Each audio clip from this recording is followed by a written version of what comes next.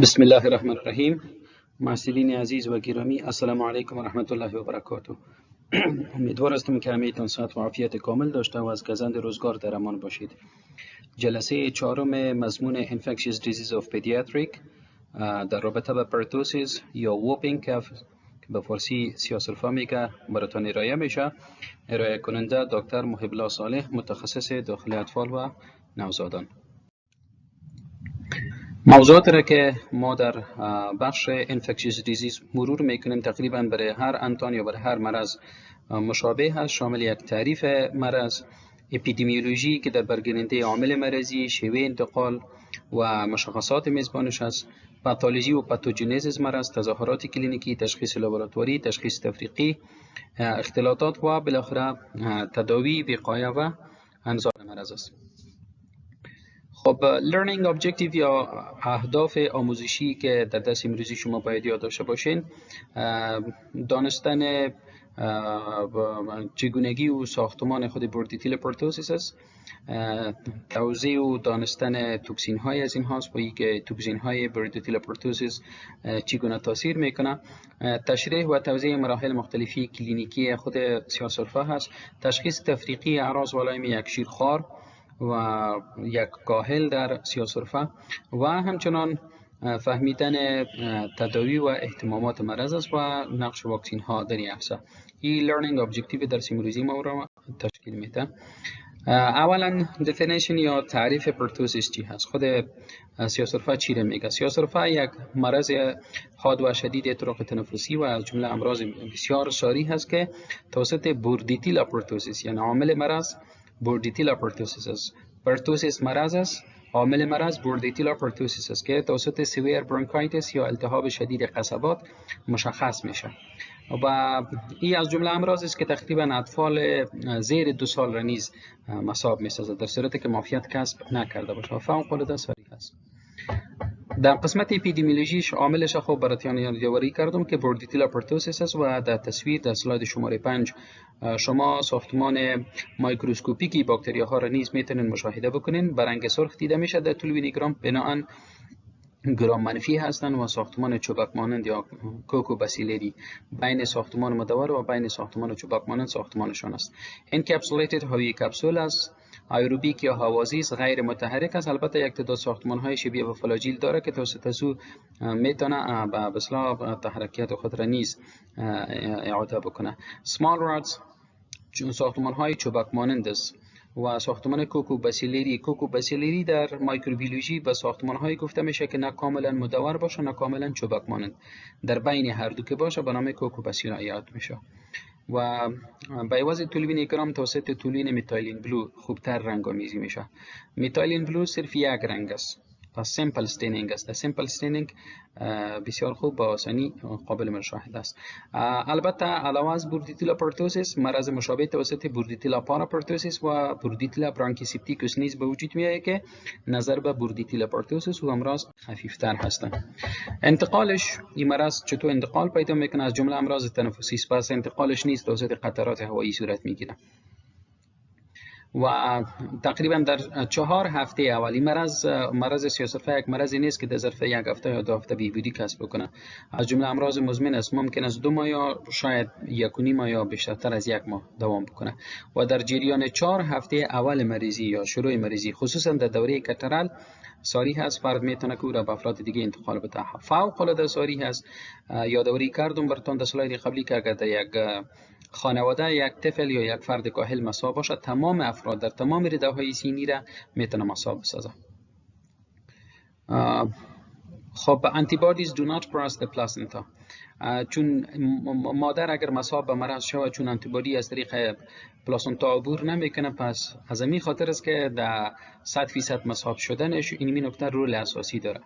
چرا 100% برعکس 2 ویروس قبلی که ما شما مثلا خواندیم که زیادتر در اطفال بالاتر از 6 ماه باعث تولید مرض میشد، در حالی که سیاه‌سرفه میتونه اطفال زیر 6 ماه حتی در دوره نوزادی را نیز مصاب بسازه و دلیلش عدم عبور آنتیبادی های مرض از طریق پلاسنتا هست. خب به هر اندازه‌ای که عمر مریض و عمر طفل کم باشه به اون اندازه مرض سیر شدید داره، چون عمر کم سبب بندش شدید طرق تنفسی و اعراض و علائم شدید میشه. از نظر سیزنز، خب سیزن امپورتنت یا مهم نیست، در هر فصل میتونه، بیشترین اوقاتش در خزان و در اوایل بهار دیده میشه. خب از نظر پاتولوژی، تغییرات پاتولوژیکی که در سیر پرتوسیس یا اوپن کف دیده میشه در خود قصبات و قصیبات، یک ابستراکشن را به وجود میاره و دلیل انسداد، تشکیل اوزایما، احتقان، تولید مخاط، ارتشاح حجرات پلیمورف نوکلیر سل، تخریبات حجروی و باکتریاها هست. تمام از اینها سبب ابستراکشن طرق تنفسی میشه. سیلیاری دیسترکشنز، تخریب سیلیاها یا مویک‌های طرق تنفسی توسط توکسین‌های خود بوردیتیلا پرتوسیس است که این حرکت موکوسیلری اپاراتوس را تنقیص داده، در تخلیه افرازات دیگه هم بر هم میخوره. انوکسیا یا نرسیدن است. طبعا وقتی که سیلیاها تخریب شد، طرق تنفسی به انسداد مواجه شد، اکسیژن کم میشه، طفلک به انوکسیا مواجه میشه. و بعض اوقات پریبرانکیال لیمفوید هایپرپلژیا، ارتشاح حجرات لیمفوسایت بر اطراف قصبات و قصیبات، بعض اوقات سبب پریبرانکیال لیمفوید هایپرپلژیا نیز میشه. نادراً برانکیولار ابستراکشن یا انسداد قصبات، برانکونمونیا، باکتریال لوبر نمونیا، اتیلکتازیس و نوموتوراکس به صورت اختلاط نیز به وجود آمده میاد. خب در قسمت پاتوژنزیس، بخاطر اینکه که این باکتری مرض تولید بکنه، چندین نکته در قسمت پاتوژنز مرض حائز اهمیت است. یکی اتچمنت یا اتصال باکتری. سی باکتری اگر بتونه این تغییرات را به وجود بیاره، ابتدا باید خود را اتصال یا محکم بچسبانه و چسبیدن یا ادهرنسی از اینها به حجرات اپیتل سیلیادار در طرق تنفسی مثلا حاصل میشه و بدون از اینکه باکتریا انساج تحتانی را مورد حمله خود قرار بده، تخریبات را ایجاد میکنه. مثلا فیلامنتوس هماگلوتینینش یا FHA. فیلامنتوس هماگلوتینین دو کار بسیار عمده را انجام میده. این مربوط به خود باکتری است. یکی mediated attachments، واسطه اتصال هست و این فیلامنتوس هماگلوتینین است که مثل شرش یا مثل یک چسب باکتری را به خود مخاط و به سیلیاهای طرق تنفسی و حجرات مربوطهش میچسبانه. دوم decreased ciliary activity، اینمی اتصال به سیلیاها سبب کاهش حرکات سیلیاها میشه که وقت باکتریا از یک طرف خود را اتصال داد چسباند و از طرف دیگه دوجا باکتریا خود حجرات بدن کوشش میکنه که مخاط بیشتر تولید بکنه، حجرات دفاعی درگیر میشه، سلول دپرس به وجود میاد و باکتریاها حجرات مرده و مخاط در مجموع فعالیت موکوسیلری اپاراتوس را تنقیص میده و بالاخره نتیجه آخریش است که حجرات اپیتل دارنده این سیلیاها تخریب میشه و از بین میره. فاکتور دوم در قسمت اتچمنت پروتاکتین است. وی فوق العاده ایمونولوژیک است و از جمله فاکتورهای وایرلنس است. سیستم دفاعی بدن ما شما در مقابل از این آنتیبادی میسازه و این پروتاکتین در سطح خارجی خود باکتریا وجود داشته. این هم در قسمت اتصال با حجرات اپیتل در قسمت تراخی آشزن کمک میکنه. سه فیمبریاس یا ساختمانهای مویک مانندی که در سطح باکتری وجود داره، تمام از اینها فیلامنتس هماگلوتینین، پروتاکتین و فیمبریا، تمامش مینز آف اتچمنت یا وسایل ارتباطی خود باکتریا با مخاط و حجرات موکوسیلری اپاراتوس به حساب میره. فاکتور دوم در پاتوژنزیس پرتوسیس توکسین است. باکتری را یادآوری کردیم که لانکال انویژنز داره و انساج تحتانی نفوذ نمیکنه و نه هم خود باکتری به داخل دوران خون میشه. دومین فاکتورش پرتوسیس توکسین است. توکسینی را که پرتوسیس در جریان رشد و نمو و انکشاف و در جریان تکثر خود آزاد میسازه. این توکسین خودش ادینیل سایکلیز را به اصطلاح تحریک میسازه. ادینیل سایکلیز ادینوزین دایفاسفیت رایبوز را که به اصطلاح یک گروپ ADP رایبوز را به قسمت ناحیه کننده جی پروتئین کمپلکس یا جی آی پروتئین علاوه میسازه. خب نتیجه چی میشه؟ تحریک دوامدار انزیم ادینیل سایکلیز سبب افزایش تولید سایکلیک EMP در داخل حجرات و افزایش سایکلیک EMP سبب به اصطلاح افزایش فعالیت پروتئین دیپندنت پروتئین کاینیز میشه cellular dependent protein kinase و این پروتئین کاینیز مسئول بازنگه داشتن حجرات بابها یا دروازه های حجروی است.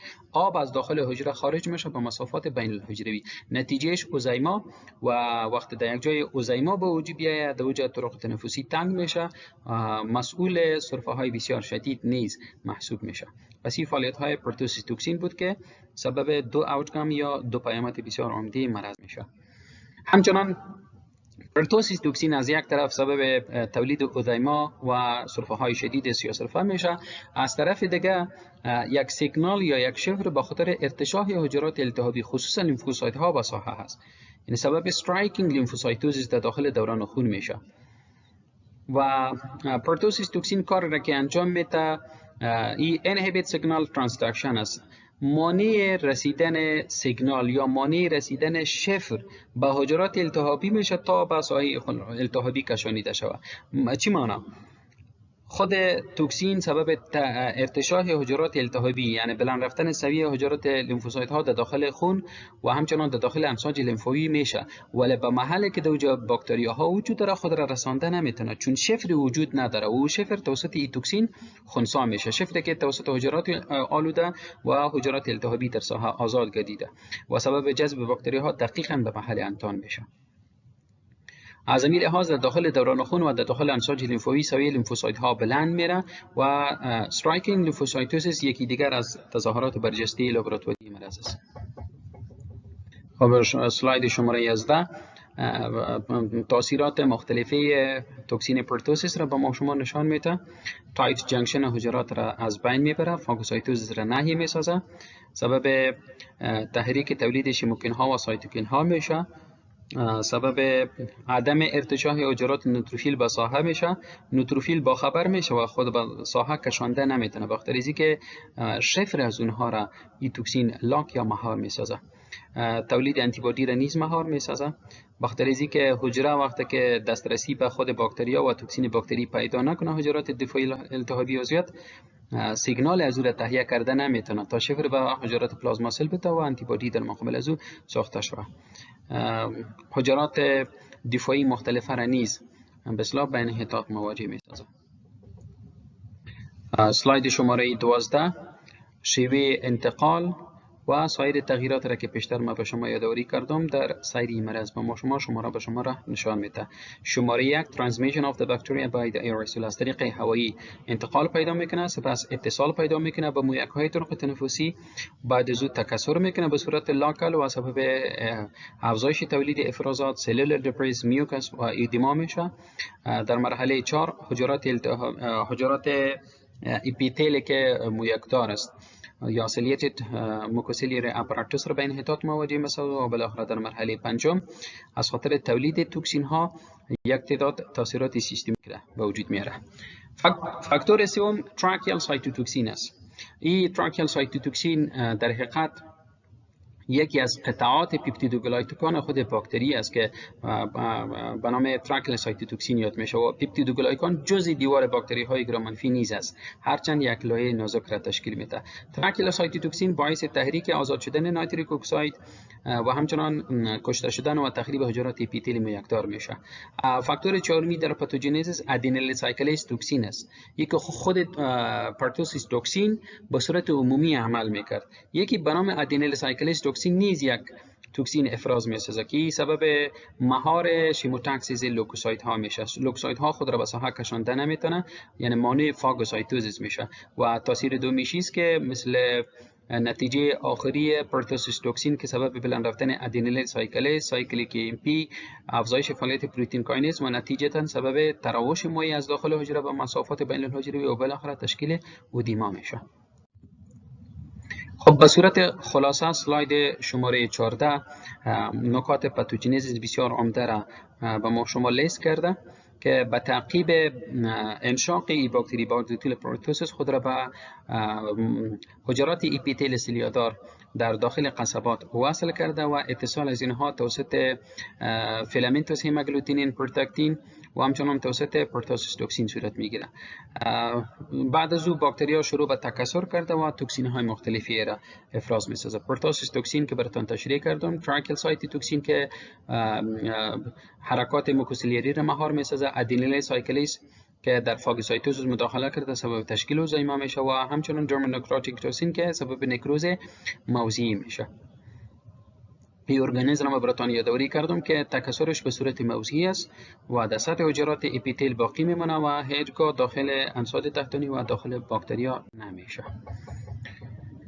خب دلیل از اینکه سیاه‌سرفه را به نام ووپینگ کف نیز یاد میکنه، ووپینگ کف دلالت به یک صدای مخصوص سیاه‌سرفه میکنه که مریضا بعد از سرفه های متکرر در هنگام شهیق یک صدای ووپ را از خود خارج میسازه. مکانیزم این ووپ چگونه هست؟ زمانی که تخلیه مخاط در سیر مرض سیاه‌سرفه کم شد، مخاط آهسته آهسته سخت ضخیم و سفت و محکم میشه در داخل فرنکس و این سبب تحریک عکسه سرفه و بعض اوقات سرفه های شدید جمع استفراغات میشه. در آخر سرفه کردن این مریضا وقتی که خصوصا در مرحله حجمه میومارز سرفه شروع میکنه، یک مرتبه سرفه نی بلکه تعداد سرفه ها یا حملات سرفهشون ممکن است 15 تا 30 سرفه در یک حمله به اصطلاح داشته باشه. بعد از ختم سرفه ها این مریضا به صورت یعنی با قدرت هوا را از داخل ریه های خود از طریق قصباتی که قطرش بنا بر عوامل مختلف تنگ گردیده خارج می‌سازد در مرد.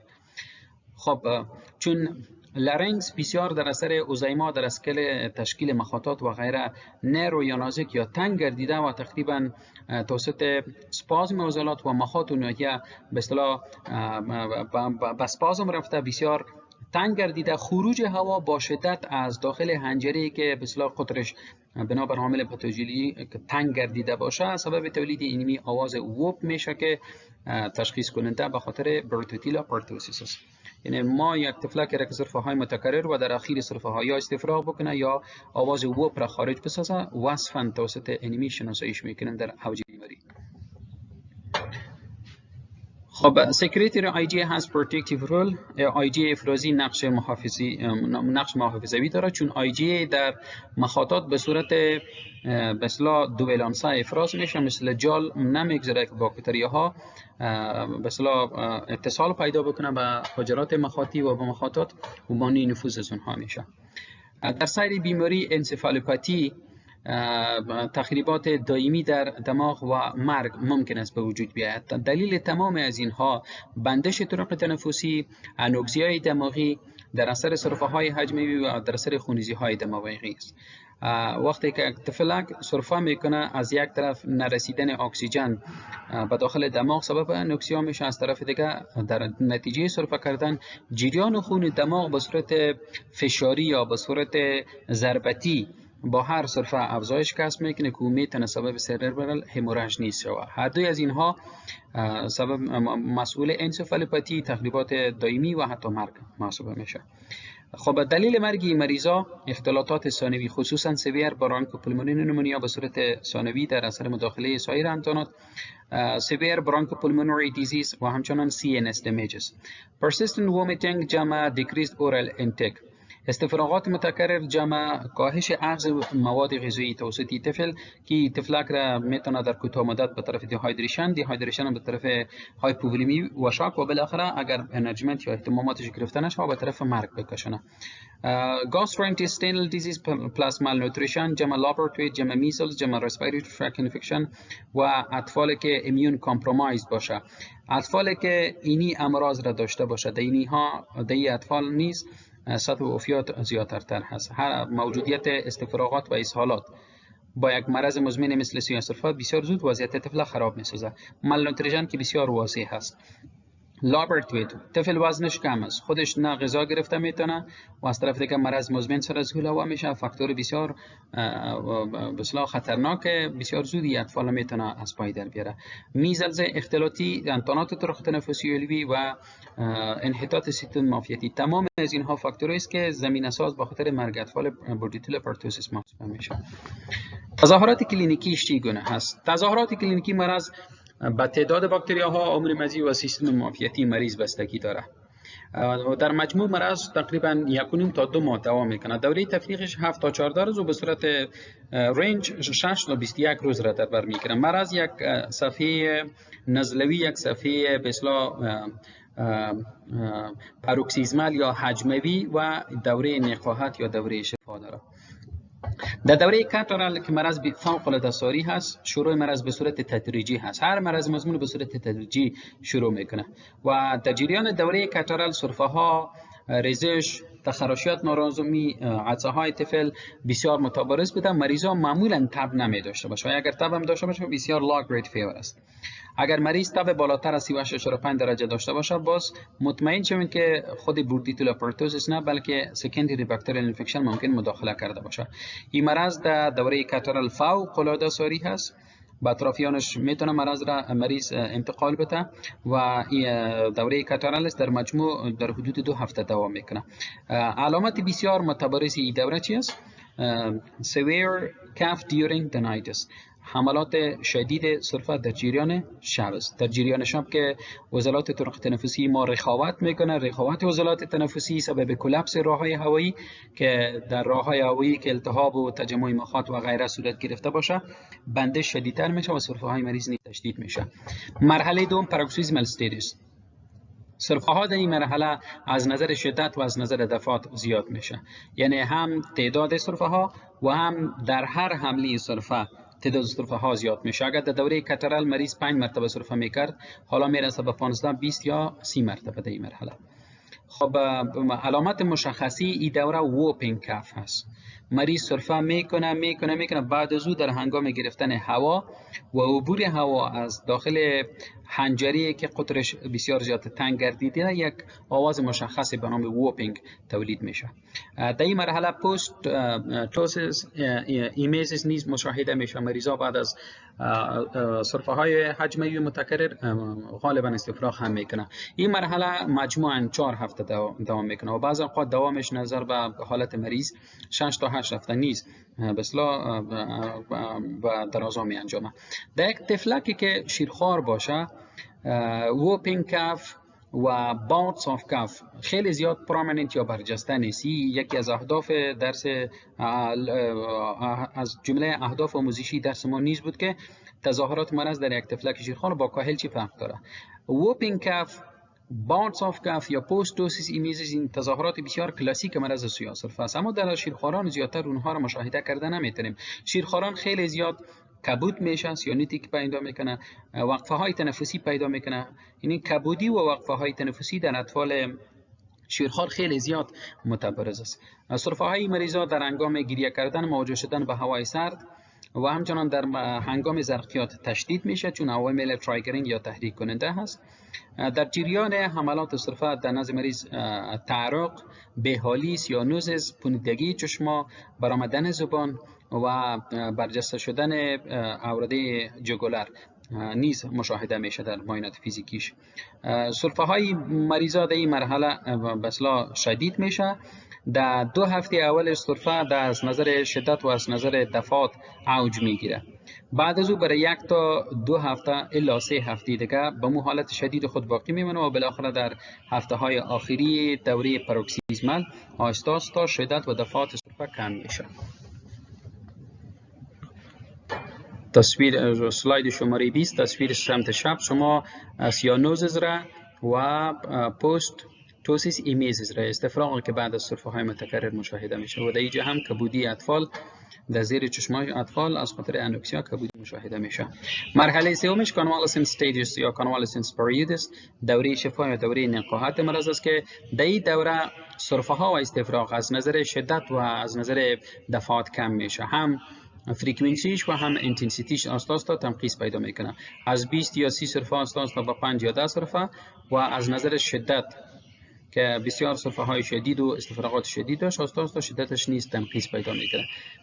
این مرحله ممکن است 1 ماه یا بیشتر دوام بکنه. البته این مرحله میتونه در اثر اتیلیکتازیس، برانکیکتازیس و تأسس نمونیا اختلاطی یا دوامدار نیز شود. استفراغ مریض صفر میشه، مریض اساس تا استفراغ را بسیار استفراغ نمیکنه. سرفه های مریض ممکن است تا 2 الی 4 هفته دیگر نیز ادامه پیدا بکنه تا زمانی که افرازات و مخاطات در تخم تنفسی وجود داشته باشه. خب به هر حال در دوره نقاهت مرض وضعیت عمومی مریض بهبودی کسب میکنه. تشخیص لابراتوری چگونه است؟ در بلاد اگزم ما اگر TLC یا توتال لوکوسایت کاونت بدیم، لوکوسایتوزیس مشاهده میشه که لیمفوسایت ها دو بسیار زیاد پرومیننت است و تقریبا لوکوموید ریاکشن را به وجود میاره. هرگاه تعداد لیمفوسایت ها یا تعداد TLC 25 تا 50 هزار حجره فی میلی متر مکعب شود، این را به نام لوکوموید ریاکشن یاد میکنه. وقتی که در واقعات خباثات ها یا در سرطان ها نیز تعداد کرونیت سفید بالا میره که در دیفرنشیالش باز لیمفوسایت ها زیاد برجسته است. ممکن است ایزینوفیلیا نیز پرومیننت یا برجستگی داشته باشه. خب از لوکوموید ریاکشن چطور تشخیص تفریقیش بکنیم؟ چه بفهمیم که این لوکوسایتوز از خاطر پرتوسیس است یا از خاطر تغییرات سرطانی است؟ خب یکی کلچر و یک هم سمیر خون محیطی تشخیص تفریقی را به ما واضح میسازه. چستی رادیوگرافی میتونیم بگیریم. رادیوگرافی میتونه به ما برانکونومونیا را، اتیلیکتازیس یا تکمش خود اسناخ یا الویول ها را، پری هیلر انفیلتریشن یا ارتشاحات که در اطراف سوری ریه وجود داشته باشه و باترفلای اپیرنس را مشاهده بکنیم، نشان بده. تشخیص چگونه صورت میگیره؟ ما یکی تشخیص قطعی داریم، یکی هم تشخیص احتمالی. تشخیص احتمالی یا امپرشن، هرگاه تاریخچه تماس با مریضای سرفه وجود داشته باشه، سرفه مریض بیشتر از 2 هفته و معمولا از طرف شب شدید شود و بدون دوا بهبودی کسب نکرده باشه. ووپینگ یا پست توسیف ایمیسیس در سرفه های مریض وجود داشته باشه، مریض تب نداشته باشه، دسترس تنفسی وجود نداشته باشه، البته در زمانی که سرفه نداره مریض، مسل سپینز یا دردهای عضلی و همچنان رشهای جلدی در قسمت جلد و غشای مخاطی، گلودردی، هارسینس، تاکیکاردی، ویز و ریل مشاهده نمیشه در این مریضا. و همچنان در اطفال شیرخوار که گفتیم به عوض سرفه های حجموی و متکرر و پوستوسیس ایمیزیس، اپنه و سیانوزیس خیلی زیاد متبرز است که وقفه های تنفسی ممکن است با کبود شدن یا عدم کبود شدن همراه باشه. سادن انفانت دت سندروم نیز البته یکی از اسباب عمده مرگ های آنی نوزادان نیز محاسبه میشه. پرتوسیس از جمله اسبابی است که سبب مرگ های حاد و آنی در اطفال شیرخوار میشه. یکم تشخیص قطعی یا دیفینیتیو دیاگنوزیس است که سامپل از مریض گرفته میشه، کشت میشه و باکتری از او تجرید میشه و بعد توسط فلورسنت آنتی بادی تست آنتیجن های مخصوص یا وصفی پرتوسیس تثبیت میشه. همچنان از تست الیزا بخاطر دریافت IgM و IgG وصفی زده پرتوسیس نیز استفاده کرده میتونه. در تشخیص تفریقیش 7 مرض: باکتریال نمونیا، برانکیولایتس، سیستیک فایبروزیس که توسط سویت کلوراید تست تثبیت میشه. سویه کلوراید یا غلظت کلوراید بیشتر از 60 میلی مول فی لیتر اگر باشه تشخیص سیستیک فایبروزیس گذاشته میشه. در سیستیک فایبروزیس هم مخاطات زیاد تجمع میکنه و سرفه های مریض دوامدار میشه. تی بی لیمفادینوپاتی البته توبرکلوز را توسط تست های مخصوصش تثبیت میکنیم. فایند نیدل اسپایریشن تست را انجام میتیم، بازل انجام میتیم و بعد از او به لابراتوار ارسال میکنیم و باسیل توبرکلوزیس دو تثبیت یا رد میشه. فارین بادی اسپایریشن که معمولا یک طرفه هست و تاریخچه اسپایریشن یا انشاخت جسم اجنبی وجود می داشته باشه. پاراپرتوسیس و ادینوویروس ممکن است شبیه به پرتوسیس تظاهرات کلینیکی تولید بکنه، اما دوام و شدتش به اندازه پرتوسیس نمی باشه. اختلاطاتش چی هست؟ برانکونومونیا most commonly. اختلاطاتش برانکونومونیا است که یا خودش یا هم مداخله انتانات باکتری ثانوی این کار به وجود میاره. اتیلیکتازیس که در حقیقت تکمش یا چسبیده شدن اسناخ ریوی به صورت واحد یا به صورت کلی در داخل نشریه هست. اوتایتیس میدیا اینترستیشل و سابکوتانیس امفیزیما از خاطر سرفه های شدید و متکرر و همچنان نوموتوراکس. ری اکتیویشن اف کویسن تی بی، فعال شدن دوباره انتان نهفته یا خفتی توبرکلوزیس از خاطر تضعیف سیستم معافیتی. سریبرال هموراژ و هیپوکسیا که یکی از دلایل مرگ مریضان نیستش مثلا محسوب میشه. اختلاجات پاراپلیژی، همیپلیژی، اتاکسیا، آفازیا، کوری، کری و همچنان شخیه که وضعیت دیسریبریتر نشان میده. تمام از اینها در اثر سریبرال هموراژ و هیپوکسیا ایجاد میشه. ریکارنت وومیتینگ یا استفراغات متکرر میتونه مریض را به طرف متابولیک الکالوزیس و اگر دوامدار شود تداوی یا اهتماماتش گرفته نشه به طرف سوی تغذیه نیز بکشه. سرفه های متکرر و شدید سبب افزایش فشار داخل بدن و سبب پرولپس رکتوم نیز میشه. میتونه سبب فتق‌ها یا چره‌ها و سایر اختلالات هموراژیک کرده. خب تداوی مرض چگونه هست؟ هر قدر که ما مریض را در دوره کاترال دریافت بکنیم به مو اندازه باکتری وقت‌تر کشته میشه و توکسین ها کمترتر به اصطلاح تولید میشه. که در این حالت دوره کاترال ما میتونیم در جریان 2 تا 4 روز اول بعد از شروع اعراض غلامی کلینیکی مرض دریافت بکنیم. در دوره پاروکسیزمال اگر ما تداوی را شروع بکنیم تداوی مؤثر است ولی سایر مرض را تغییر داده نمیتونه. یعنی بعد از اینکه باکتری تکثر کرد توکسین ها را رها ساخت تا زمانی که توکسین ها اثرات خود را اعمال نکنه و برطرف نشه تاثیرات از اونها آنتی بیوتیک ما مؤثر نخواهد بود. از همین خاطر است که آنتی بیوتیک قبل از اینکه باکتری زیاد تکثر بکنه و توکسین تولید بکنه باید توصیه شود تا باکتری ها را از بین ببره و تولید توکسین از منشأش متوقف شود. دواهایی که ما میتونیم دواهای چسب و خطوط سرخ است، از جمله ماکرولید ها. دوای خط اولش ماکرولید است. اریترومایسین، ازیترومایسین و کلاریترومایسین است. شما میتونید از ازیترومایسین یا کلاریترومایسین با دوزهایی که در داخل قوس ها به اصطلاح نوشته شده استفاده بکنید. در واقعات شدید با خاطر جلوگیری از التهابات شدید و زایمه و همچنان بزرگ شدن قطر قصبات میتونیم از کورتیکوستروئید و سالبوتامول نیز استفاده بکنیم. و اگر اختلالات ثانوی وجود داشته باشه میتونیم که از پنیسیلین جی با خاطر تداوی اختلالات ثانوی استفاده بکنیم. پنیسیلین جی با خاطر تداوی انتانات گرام مثبت خصوصا استرپتوکوکس پایوجنس یا استرپتوکوک گروپ A خیلی زیاد موثر و مفید است. از مرض چگونه میتونیم وقایه بکنیم؟ وقایه مرض خوشبختانه پروتوزیس یا ووپینگ کاف از جمله امراضی است که توسط واکسین وقایه میشه و ما میتونیم که از واکسینی که اسلولار پروتوزیس واکسین است به خاطر وقایه پروتوزیس استفاده بکنیم. این اسلولار پروتوزیس واکسین و واکسین غیر حجروی پروتوزیس به خاطر اینه که حجرات کامل خود بوردیتیل پروتوزیس در وجود نداره. در عوض بعض از اجزای بسیار مهمه که ایمیونوژن است و اختلالات را به وجود میاره، مثلا توکسین پروتوزیس، جزء پروتاکتین، فیلامنتس هماگلوتینین، فیمبریل اگلوتینوژن و فیمی2 فیمی3 تمام از اینها را در بر داره که در قسمت اتصال اتچمنت باکتری ها و تاثیرات بسیار مرگبار توکسین های از اونها به وجود میاد. این در ترکیب این واکسین وجود داره. این واکسین ما میتونیم که با بوردیتیلا با توکسید تیتانوس، پروتوزیس و سیاه‌سرفه را به صورت همزمان تطبیق بکنیم. دوزهایی که دیو دی ای پی تی تطبیق میشه 2 ماهگی، 4 ماهگی، 6 ماهگی، 15 ماهگی تا 18 ماهگی و بعد از دوز بوستر است در سنین 4 تا 6 سالگی تطبیق میشه. موثریت این واکسین در قسمت وقایه سیاه‌سرفه 70 تا 90% گفته شده. خب از ماکرولید به خاطر وقایه سایر افرادی که هنوز به اصطلاح آلوده نشده میتونیم استفاده بکنیم. بعضی اوقات چون این مرض خیلی زیاد ساری هست و در یک خانواده اگر یک فرد خصوصا فرد کاهل مصاب به مرض باشه به تمام تماس یافتگان بسیار نزدیک از اونها پیش از اینکه اعراض والایمی بسیار شدید مریض پیدا بکنه میتونیم از ماکرولید به عنوان پروینشن یا وقایه استفاده بکنیم.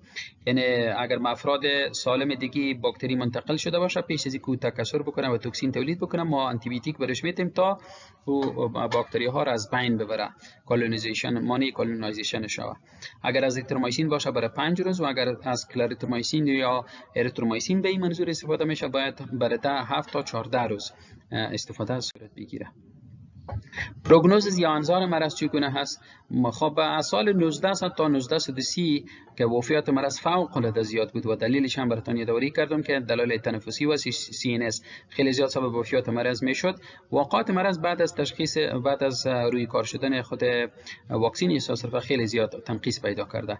خب مواردی که در قسمت موفقیت تداوی پروتوزیس نقش داره و رنج از را کم کرده، یکی تطبیق واکسینیشن بسیار سرتاسری هست، کاهش واقعات اسهالات همزمان با سیاه‌سرفه هست. قبلا اسهال و استفراغ همزمان وجود می داشت که خودش یک کوموربیدیتی دیگه اضافه میکرد سر سیاه‌سرفه. تغذیه مردم یکم بهبودی کسب کرده، مطلوب شده، وضعیت اقتصادی مردم بهبودی کسب کرده و فامیل ها از فامیل های مزدحم به فامیل های کوچکتر تحول کرده. تمام از اینها در قسمت کاهش واقعات سیاه‌سرفه فعلا نقش ایفا میکنه که البته رول یا نقش 70 تا 90% با تطبیق واکسین سیاه‌سرفه هست. انظار مرض میتونه در این صورت ها اصلا خراب باشه. در یک طفلک که شیرخوار باشه، شیرخوارا به صورت نچرال یا به صورت طبیعی طرق تنفسی باریک داره. کمترین اوزیما، کمترین سپازم عضلات میتونه که طرق تنفسی را کاملا بند بسازه و سبب اپنه و بالاخره مرگ طفل شود. اطفالی که انسفالوپاتی انکشافی داره، کسی که مثلا سیاه‌سرفه شود و در نتیجه سیاه‌سرفه از خاطر انوکسیا یا سربرال هموراژ اختلاف پیدا بکنه و 90% وفیات در نزد شیرخواران البته ربط داده میشه به پروتوزیس یا به سیاه‌سرفه و ای که براتون یادآوری کردم در اسلاید قبلی که یکی از اسباب عمده سدن انفنت دیت سندروم، از اسباب مرگ های حاد و آنی در دوره شیرخوارگی نیز پروتوزیس محسوب میشه.